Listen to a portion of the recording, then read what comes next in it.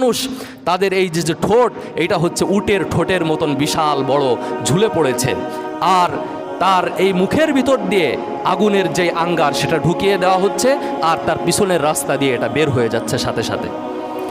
আল্লাহ রসুল বললেন, ভাই জিবরিল, এই কঠিন ভয়ঙ্কর শাস্তি তাকে কেন দেওয়া হচ্ছে?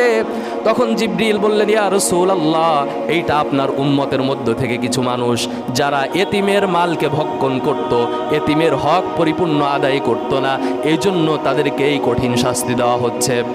আর এক শ্রেণীর ব্যক্তিকে আল্লাহ রসুলকে দেখানো হলো যারা হচ্ছে ব্যভিচারিণী নারী এবং পুরুষ। আল্লাহ রসুল একটা জায়গা দিয়ে যাচ্ছিলেন, যাওয়ার সময় দেখেন তন্দুল রুটি বানানোর জন্য যে বিশাল চুলা থাকে, এরকম বিশাল বড় চুলা, তার ভিতরে জাহান্নামের ভয়ঙ্কর আগুন দপদপ করে জ্বলছে। আল্লাহ রসুল শুনতে পেলেন ওই বিশাল চুলার ভিতর থেকে কিছু উলঙ্গ নারী এবং পুরুষরা চিল্লাফাল্লা করছে। আল্লাহ রসুল জিজ্ঞাসা